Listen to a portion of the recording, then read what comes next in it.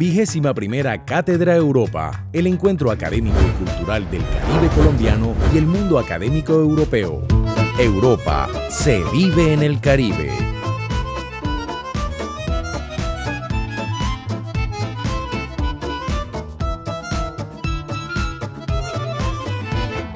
Quiero agradecer el trabajo conjunto que hemos desarrollado con Ecocampus para la organización de este evento, la presencia de los colegas de distintos departamentos y sobre todo la presencia de ustedes los estudiantes, porque en algún momento de su carrera profesional ustedes se van a encontrar con temas ambientales, porque el tema ambiental es transversal a todas las actividades que desarrollamos, o muchos de ustedes se van a dedicar al sector ambiental propiamente dicho. Entonces nosotros lo que esperamos es que ustedes recuerden estas conferencias, recuerden el mensaje de María y recuerden también lo que va a hablar Héctor y lo que yo voy a tratar de transmitir desde el punto de vista legal.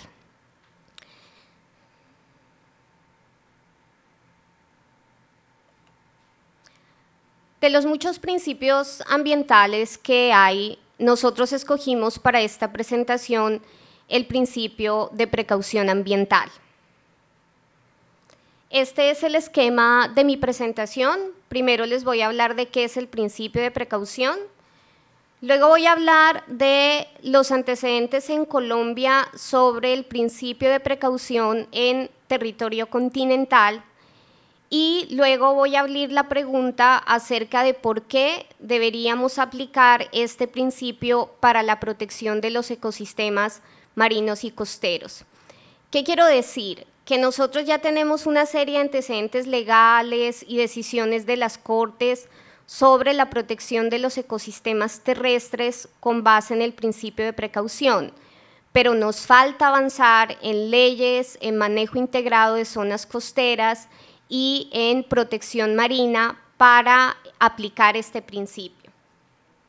En esta parte voy a hablar de algunas decisiones internacionales, antecedentes regionales y el contexto colombiano. Básicamente el principio de precaución es el principio que une ciencia y derecho. Eso que mencionaba María de la falta de unión entre el discurso científico y el discurso legal, lo une precisamente el principio de precaución. Cuando hay una duda sobre la falta de certeza científica respecto de una acción, una obra o un proyecto que puede dañar los ecosistemas, la obligación del Estado bajo el principio de precaución es abstenerse de autorizar la acción.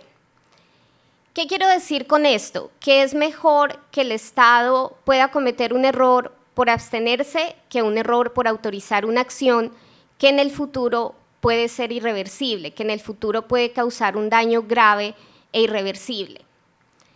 Además, ante la falta de certeza científica sobre potenciales daños a los ecosistemas marinos y costeros, surge una protección no solo de no autorizar la realización de la acción, sino de no postergar la adopción de medidas encaminadas a proteger los ecosistemas marinos y costeros.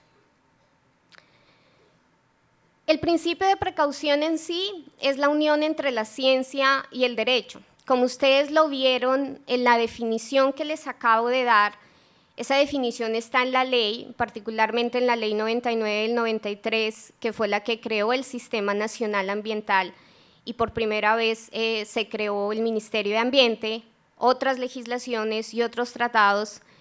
Es el principio que llama a los científicos a participar en el proceso de toma de decisiones y en la legislación, es decir, tener en cuenta todo lo que la ciencia puede aportar para la legislación, para las decisiones administrativas, para la elaboración de planes y programas. Por ejemplo, que tuviéramos en cuenta todo lo que María Maza nos explicó para ordenar nuestras costas y proteger así los ecosistemas costeros. Adicionalmente, Colombia es un país muy particular porque nosotros tenemos una constitución que llamamos la Constitución Ecológica. Como ustedes saben o yo les explico para quienes no son abogados, la Constitución Política es la norma más importante que existe en el país y en nuestra extensa Constitución hay más de 80 artículos que hablan sobre protección del ambiente. Y eso hace que nuestra Constitución sea una Constitución muy especial porque obliga al Estado, tanto al Poder Ejecutivo, Legislativo y Judicial, a proteger el ambiente, la vida, la salud y además a promover la educación ambiental. Para algunos autores, en Colombia no solo existe un Estado social, sino también un Estado ambiental de derecho y ya tanto en las decisiones de la Corte Constitucional como en algunas legislaciones se ha incorporado un principio que se llama indubio pro ambiente, es decir, que la duda se resuelva en favor de la naturaleza. Voy a explicar un poco mejor para los que no son abogados. En derecho nosotros tenemos el indubio, que significa la duda. Por ejemplo, cuando en derecho penal hay una acusación contra una persona, la duda siempre debe resolverse en favor del acusado. Es decir, que si hay dos pruebas, la una que diga que la persona es culpable y la otra que diga que la persona es no culpable y no existan más pruebas, la duda se resuelve en favor del acusado. Lo mismo en derecho laboral, la duda se resuelve en favor del trabajador. Y eso ha venido, digamos, desde hace varios años atrás. ¿Qué es lo que estamos introduciendo ahora en la legislación y en las decisiones judiciales? El indubio pro ambiente, es decir, que ante la duda se debe tomar una decisión que proteja la naturaleza. Voy a explicar mejor el principio de precaución o sus elementos esenciales, contrastando con la visión tradicional del derecho. Bueno, yo no hago parte de la visión tradicional, yo creo más en la interdisciplinariedad, en una visión que tenga incorporada la justicia ambiental, pero quienes hacen las leyes en este país sí creen en una visión tradicional del derecho. Entonces quiero contrastar la visión tradicional del derecho con el principio de precaución. En primer lugar, en derecho siempre hablamos de un daño cierto y verificable, es decir, que se demuestre que hubo un daño. Pero el principio de precaución ha venido evolucionando a hablar del concepto de daño que puede ser potencial, o sea, no necesariamente para aplicar el principio de precaución, pues hay que esperar a que el daño se produzca. No necesariamente hay que esperar a que el arrecife de coral se destruya para aplicar el principio, es todo lo contrario, es aplicar el principio de precaución para que ese daño no se produzca. En segundo lugar, hablamos de daño grave e irreversible. Yo resalté en mi presentación la palabra irreversible, porque hoy en día nosotros no podemos calcular qué es irreversible. El panel intergubernamental sobre cambio climático que María mencionó en su presentación, desde el 2014 viene señalando que ya hay daños irreversibles en el ambiente que tienen origen antropogénico, es decir, nosotros ya causamos daños que no podemos revertir. Pero adicionalmente hay daños que pueden ser graves en este momento, pero en el futuro, digamos, para las futuras generaciones, esos daños van a ser muchísimo más graves. Nosotros podemos decir que la destrucción de los arrecifes o de los manglares es grave para nosotros actualmente, pero para las futuras generaciones les va a quitar posibilidades de supervivencia. Entonces, digamos, hay que tener en cuenta que la gravedad del daño no solo la debemos medir hoy, sino también pensando en las futuras generaciones. Y eso me lleva al tercer punto acerca del daño, y es pensar en un daño actual o sobreviniente, es decir, tener en cuenta lo que pasa hoy y lo que puede pasar en el futuro. Voy ahora sí al concepto más problemático del principio de precaución, y es el de la certeza científica, porque la duda siempre va a estar ahí. Van a haber científicos que digan que una obra, proyecto o actividad que se desarrolle en los ecosistemas marinos y costeros no va a causar daño, o el daño va a ser inocuo, sin ningún significado mayor, pero va a haber un sector que diga que sí va a haber daño. Entonces estoy sopesando dos visiones científicas que son igualmente válidas desde el punto de vista científico seguramente, en igualdad de condiciones. O sea, estoy contraponiendo como legislador o como tomador de decisión dos visiones de la ciencia. La una que apunta a decir que no hay daño y la otra que puede decir que sí hay daño y que el daño va a ser grave e irreversible. Entonces ahí es cuando los políticos, los tomadores de decisión, se encuentran ante la discusión o el debate sobre dos visiones. Bien podrían escoger la visión que dice que no va a haber daño, pero el principio de precaución a lo que obliga a los tomadores de decisión es a tomar una decisión basada en el concepto científico que dice que sí puede haber daño.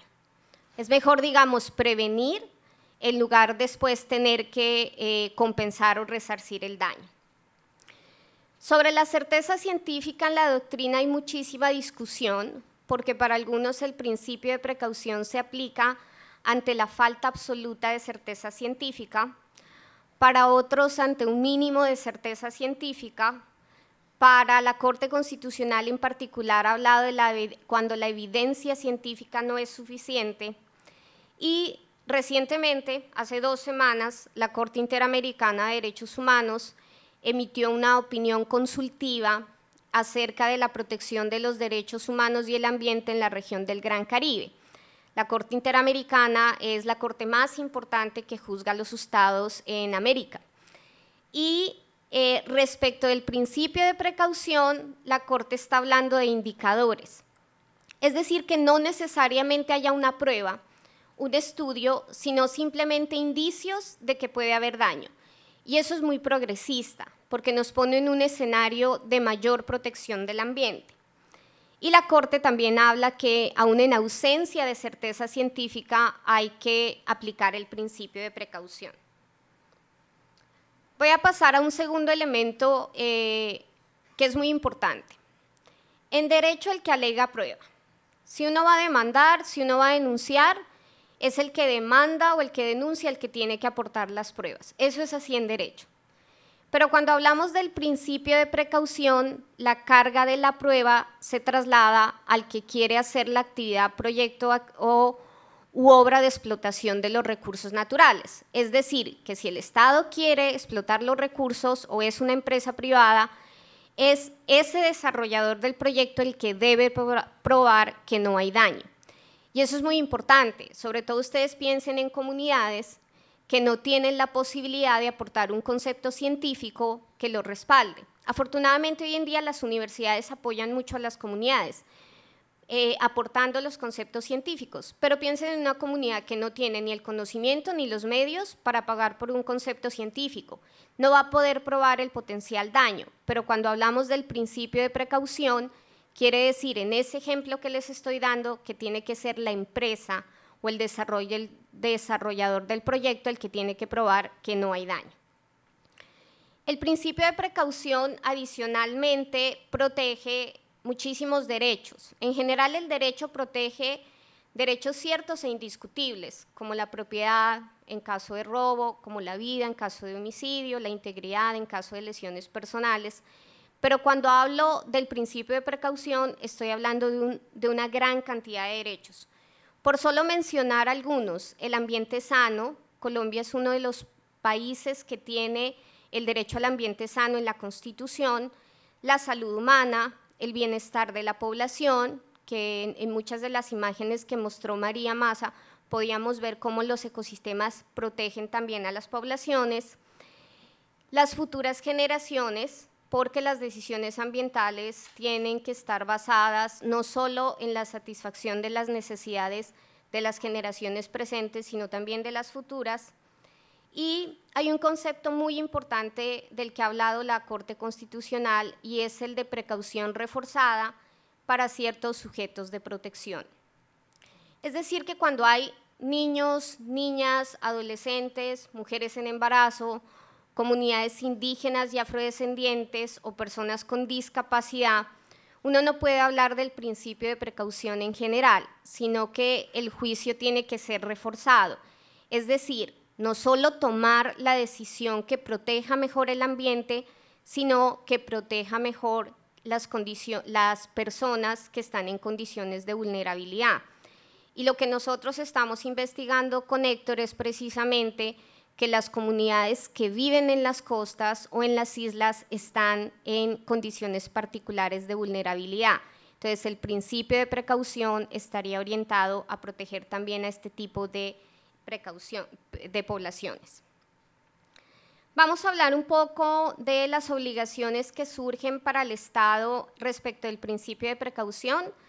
Primero hay una obligación negativa, que es la de abstenerse de autorizar la obra, actividad o proyecto. Es mejor ser precavido que luego tener que compensar y tal vez luego verse enfrentado a un daño irreversible. Pero además hay una obligación positiva, y es que cuando la ciencia ya ha investigado que va a haber un potencial daño a los ecosistemas, tienen que el Estado desarrollar acciones que permitan la protección de esos ecosistemas marinos y costeros.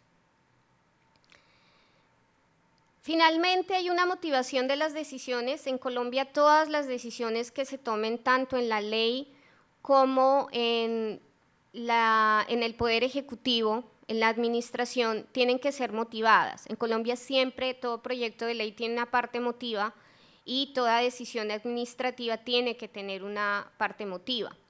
Pero cuando hablamos del principio de precaución, este exige una motivación reforzada y exige una motivación en la cual se llame a los científicos a participar, que esa es una de las preocupaciones que les manifestaba María y que Héctor y yo compartimos, y es que las decisiones sobre temas ambientales la tomamos abogados, politólogos, que podemos saber mucho de derecho en tema ambiental. Yo me puedo saber el nombre de todos los tratados internacionales, pero no puedo entender por mi formación o por mi falta de formación científica cuáles son los reales efectos de una acción de intervención en los ecosistemas.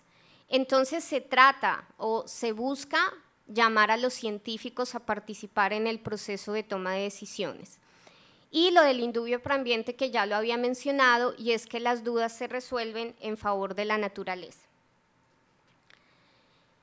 Voy a hablar ahora sí de los antecedentes de la protección de ecosistemas terrestres con base en el principio de precaución, y yo aquí quiero hacer, digamos, el reconocimiento a un coautor que yo tengo en la Universidad Nacional, con el cual desarrollamos una investigación próxima a publicarse sobre el principio de precaución, fundamentos para las políticas públicas ambientales. Pero esto que voy a hablar es para ecosistemas terrestres, porque a los ecosistemas marinos y costeros todavía no hemos avanzado. De todos los casos que investigamos con este colega, yo escogí tres casos en los cuales se nota la aplicación del principio de precaución en materia ambiental. Primero, lo que tiene que ver con licencias, permisos y autorizaciones ambientales. Segundo, las fumigaciones con glifosato o la prohibición de fumigaciones con glifosato. Y tercero, los derechos de la naturaleza. Estos son tres casos en los cuales se ha aplicado el principio de precaución para proteger ecosistemas terrestres. ¿Qué ha dicho la Corte cuando se dan licencias, permisos y autorizaciones ambientales en varios casos? Primero, que el estudio de impacto ambiental, que es esa evaluación que se debe hacer siempre que se va a autorizar una intervención en el ambiente, se base en una investigación científica, en la cual prevalezca la protección de la naturaleza. Yo aquí voy a hacer un comentario para contextualizar sobre todo a quienes no son abogados. Colombia tiene un sistema muy particular de evaluación de impacto ambiental. A diferencia de otros países en los cuales el Estado hace la evaluación de impacto ambiental, es decir, al Estado le llega el concepto de la empresa, el concepto de la comunidad, la intervención de las universidades y es el Estado el que toma la decisión. En Colombia es la misma empresa la que presenta la evaluación. Entonces, digamos, estamos como en un escenario de autoevaluación de impacto ambiental y ustedes ya se imaginarán que eso pues implica un cuestionamiento a la imparcialidad que tiene que tener un estudio de impacto ambiental. porque es la misma empresa, el mismo desarrollador del proyecto el que se evalúa, no es el Estado, a diferencia de otros países como Estados Unidos, en los cuales la evaluación la hace el mismo Estado. Eso es bien problemático en Colombia y es muy particular de nuestra regulación, que sea la misma empresa o el mismo Estado con sus empresas el que se autoevalúe. Y hay un segundo problema respecto de la evaluación de impacto ambiental, y es que todos le ponen cuidado a la evaluación de impacto ambiental, pero no hay énfasis en el diagnóstico ambiental de alternativas. El diagnóstico ambiental de alternativas es parte del estudio ambiental en el que tiene la empresa o el mismo Estado, cuando quiere explotar recursos naturales, mostrar una serie de alternativas y escoger la que menos daño le haga al ambiente. Pero en Colombia no se pone cuidado al diagnóstico ambiental de alternativas. Quería hacer ese comentario porque luego lo voy a retomar cuando hablemos del principio de precaución para protección de ecosistemas marinos y costeros. Hay un caso muy interesante respecto de la minería. Yo sé que ustedes han escuchado hablar, por ejemplo, de la prohibición de la minería en páramos que hizo la Corte Constitucional. Todas esas prohibiciones, todas esas decisiones que limitan la actividad minera en Colombia están basadas en el principio de precaución. Cuando se habla de la minería en Colombia, con base en el principio de precaución, hay dos deberes para el Estado. El primero, el de evaluar adecuadamente los riesgos, y en eso hay que tener en cuenta los criterios científicos. Y el segundo, tomar medidas adecuadas y pertinentes para proteger los ecosistemas. Hablemos un poco más de la prohibición de páramos, prohibición de minería en páramos. Una de las primeras decisiones que, digamos, marcó un hito en Colombia fue la que habló de la delimitación de páramos. La delimitación de los páramos lo hace un instituto técnico científico que hace parte del Estado, que es el Instituto von Humboldt. Ellos delimitan los páramos. Si el Estado, si el Ministerio de Ambiente quiere desconocer esa delimitación, tiene que mostrar científicamente que no va a causar daño. Y esa es una carga casi que imposible de probar, ¿cierto? Mostrar que hacer minería en páramos no va a causar daño. Pero digamos, eso fue lo que dijo la Corte. Listo. El Humboldt hace la delimitación, pero si el Ministerio de Ambiente quiere autorizar una actividad de minería en páramos, pruebe que no va a hacer daño. Y eso es imposible, porque la minería en páramos es irreversible. Los daños son irreversibles. Pero además hay un aspecto muy importante, y es que con base en el principio de precaución se limitan los derechos adquiridos de las empresas que cuentan con títulos mineros. ¿Qué quiere decir? Que cuando hay una autorización para explotar o explorar, se adquieren unos derechos, que en una visión tradicional del derecho no se pueden desconocer los derechos adquiridos. Es como cuando uno compra una casa, a uno no le pueden desconocer esos derechos, salvo que el Estado lo expropie. Este es un ejemplo en el cual los derechos adquiridos ceden, o sea, el interés de los particulares cede para proteger el ambiente por una decisión del Estado. Hablemos ahora sí de la prohibición que hay de fumigación con glifosato. En Colombia, a partir del principio de precaución, se prohibió la fumigación por aspersión aérea de cultivos considerados de uso ilícito, porque hay una duda de si pueden generar efectos nocivos a la salud. Y digo duda porque hay quienes dicen que sí y hay quienes dicen que no. Entonces, este es un ejemplo claro de dos visiones de la ciencia contrapuestas en las cuales la Corte Constitucional optó por prohibir con base en el principio de precaución. Y un último caso, que es el de los derechos de la naturaleza respecto del río Atrato. Estar o no de acuerdo con los derechos de la naturaleza es un debate pues, que no vamos a abordar en este conversatorio, porque es un debate muy amplio. Pero lo cierto es que uno de los fundamentos por los cuales se reconoció que el río Atrato, su cuenca y afluentes tienen derechos a la conservación, a la preservación y a la restauración, se hizo con base en el principio de precaución. Colombia es uno de los países que reconoce los derechos de la naturaleza, el río Atrato, el oso chucho, que está aquí en el zoológico de Barranquilla. Es un tema muy particular, además son decisiones muy de América Latina. Es un tema muy discutible que no vamos a abordar en el conversatorio, pero esa decisión, para que ustedes lo entiendan, se tomó con base en el principio de precaución. Bueno, ahora paso al tercer punto de mi presentación. ¿Por qué debería aplicarse el principio de precaución para proteger los ecosistemas marinos y costeros? Que es lo que estamos investigando con Héctor. En primer lugar, hay una cantidad de fuentes jurídicas, legales, tratados internacionales que han sido firmados y ratificados por Colombia. Está la Declaración de Río, que es el documento más importante en materia de desarrollo sostenible. Hay sentencias de la Corte Internacional de Justicia en las cuales se ha condenado por falta de prevención a algunos estados. Está la reciente opinión consultiva de la Corte Interamericana. Hay un documento muy importante que es la Declaración de Winspread, que fue un documento que sacaron de una conferencia académica de científicos en 1998, que dio una nueva definición de lo que es el principio de precaución. Y esa declaración, sin ser legal, sin ser elaborada por abogados, sino elaborada por científicos, es la que ha servido de fuente para muchísimas legislaciones en el mundo. Y adicionalmente está la doctrina, en la cual uno puede encontrar elementos a favor del principio, pero también muchísimas críticas. ¿Cuáles son los antecedentes en América Latina para aplicar el principio de precaución para proteger los ecosistemas marinos y costeros? Primero, Belice expidió una ley a finales del año pasado declarando la moratoria de la explotación de petróleo en ultramar con base en el principio de precaución. Ese es un antecedente muy importante, o sea, ya hay un país que dijo no por ahora a la explotación de petróleo en ultramar.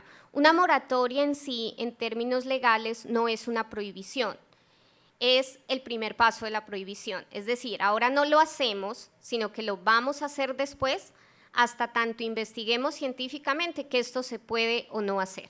Entonces, digamos, esa moratoria, ese antecedente de Belice es muy importante, porque cuestiona de entrada que hay actividades que pueden destruir los ecosistemas marinos y costeros. Quiero hablar rápidamente de que la región Caribe, en la cual nos encontramos, hace parte del programa de mares regionales del Programa de Naciones Unidas para el Medio Ambiente, en el cual hay una serie de acuerdos internacionales y voluntarios para proteger los mares. La región Caribe, digamos, hace parte de zonas marinas comunes. Nosotros administramos nuestros ecosistemas con nuestros países vecinos. Además está el Objetivo de Desarrollo Sostenible.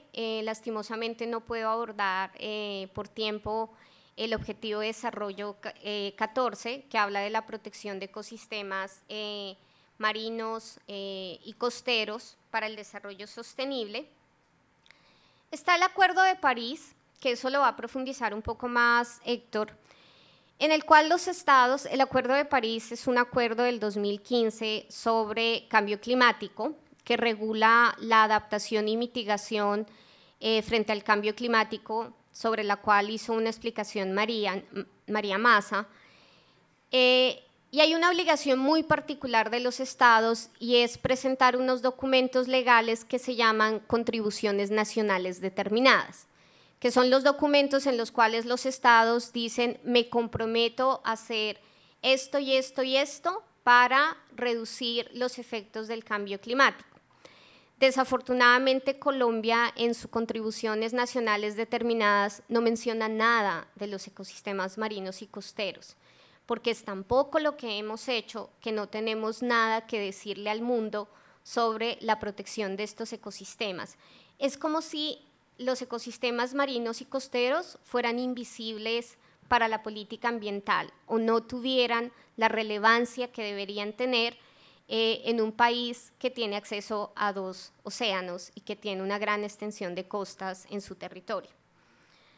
Otro antecedente importante, la opinión consultiva de la Corte Interamericana, de la que ya les hablé, que habla de indicadores plausibles, es decir, no necesariamente pruebas científicas, sino indicios para aplicar el principio de precaución.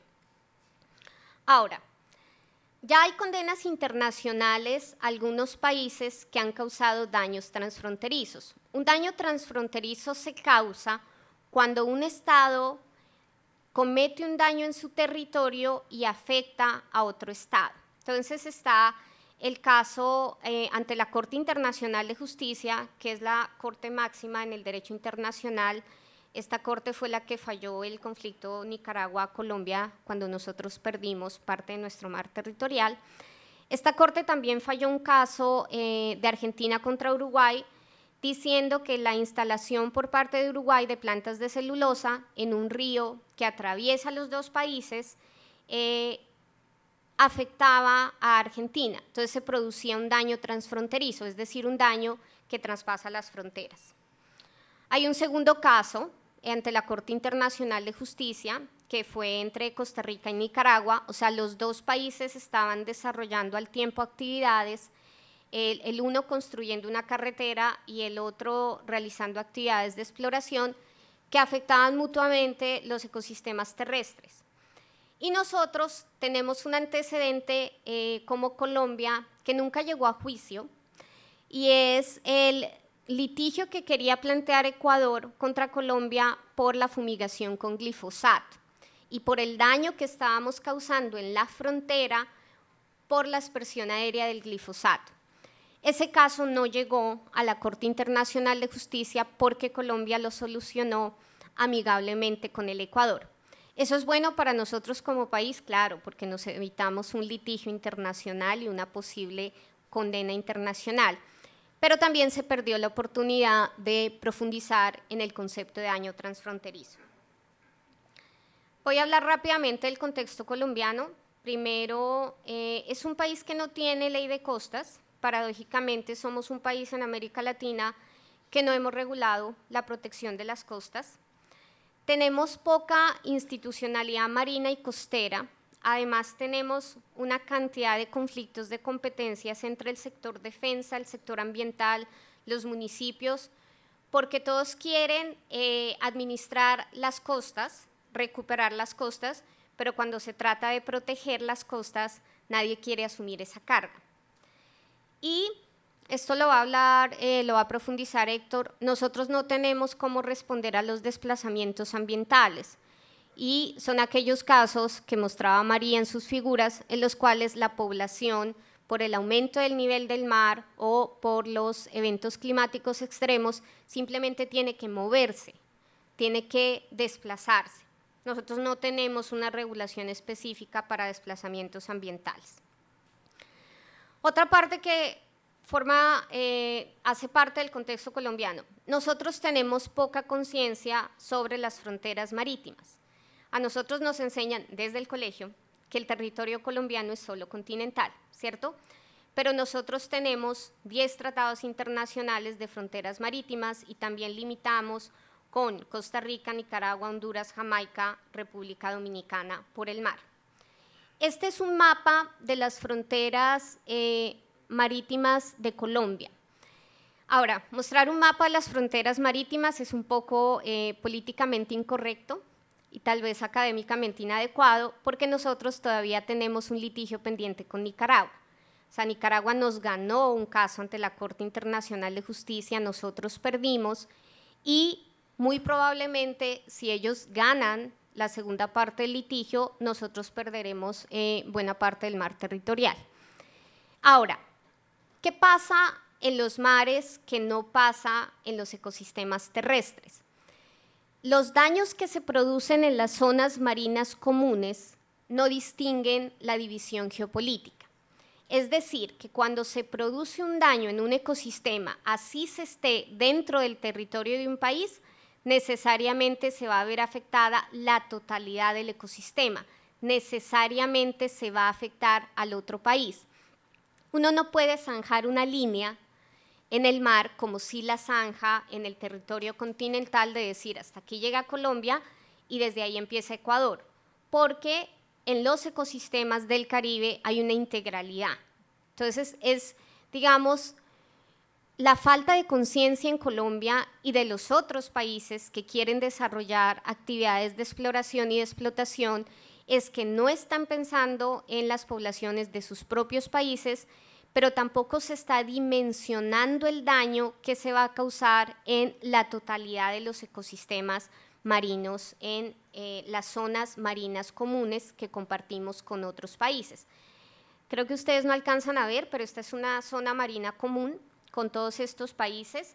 Tenemos además una zona de investigación científica compartida con República Dominicana y digamos, hay unos acuerdos internacionales, pero los acuerdos internacionales vienen de muchos años atrás y se dedicaron a tratar de delimitar, pero la verdad la regulación sobre la protección de las zonas marinas comunes es muy pobre en el derecho internacional. Ya casi termino y voy a hablar sobre aquellas actividades que generan duda en la protección de los ecosistemas marinos y costeros. Primero, nosotros tenemos un debate entre desarrollo económico y protección de los ecosistemas. Eso está dado porque para algunos es más importante destinar las playas a construcción o construir infraestructura en costas o en ultramar, o hacer explotación de recursos como el petróleo en ultramar en aras de promover el desarrollo económico. Y a eso se enfrenta ¿qué? La protección de los ecosistemas. Ese es un debate que siempre hemos dado en Colombia. ¿Qué pesa más? ¿El desarrollo económico y para eso necesitamos su infraestructura o protegemos los ecosistemas terrestres, marinos y costeros pensando en nosotros y las futuras generaciones?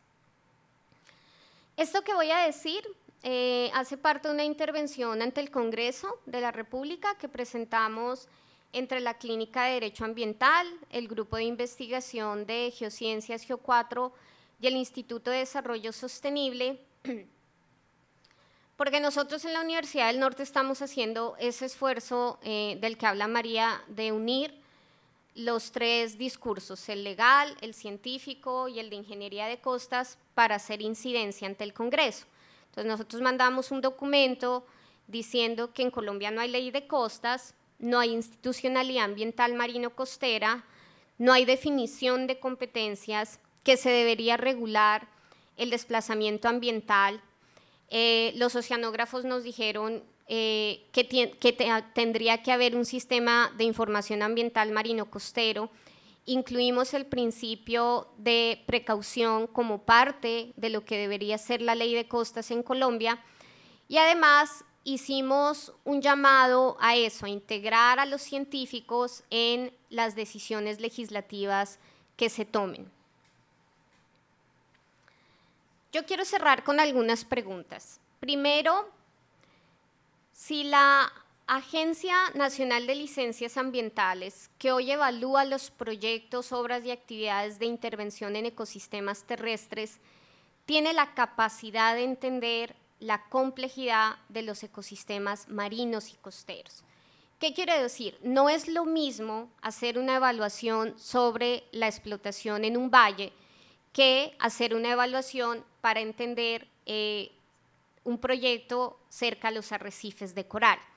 Colombia no tiene una institucionalidad especializada en ecosistemas marinos y costeros y particularmente no tenemos una entidad que pueda hacer un estudio de impacto socioambiental cuando se trata de la intervención de los ecosistemas marinos y costeros. Segundo, una pregunta necesaria es la del cambio del modelo de evaluación de impacto ambiental y es, digamos, trasladarle la carga a una autoridad ambiental marina que pueda evaluar esa intervención humana en los ecosistemas marinos y costeros. Una tercera pregunta, que vuelvo y digo, uno puede estar o no de acuerdo con los derechos de la naturaleza, pero en algún momento va a salir, y es, por ejemplo, si los arrecifes de coral o los manglares pueden ser sujetos de derecho. Nosotros ya tenemos dos antecedentes en Colombia, el uno del río Atrato y el otro del oso chucho, en el cual se reconocieron derechos a estos seres vivos, derechos de la naturaleza, digamos. E independientemente de que uno esté de acuerdo o no, Lo cierto es que ese debate es el que ha permitido proteger el río Atrato y que hoy por lo menos se está iniciando un proceso de recuperación del río. Y finalmente, con esta pregunta le doy paso a la intervención de Héctor, si uno podría aplicar un principio de precaución reforzado teniendo en cuenta la vulnerabilidad en la que se encuentran las poblaciones en las islas y en las costas. No es lo mismo vivir en las altiplanicies, en los páramos, que vivir en las costas respecto del cambio climático. O sea, la población costera e isleña es muchísimo más vulnerable. Con eso cierro mi intervención. Espero que hayan entendido qué es el principio de precaución y vuelvo y digo, sobre todo para los estudiantes, si en algún momento del ejercicio de su carrera profesional se encuentran con el reto de tomar una decisión ambiental, pues recuerden esto que nosotros les estamos diciendo, que la duda se resuelve siempre en favor de la naturaleza. Le doy paso ahora a la intervención de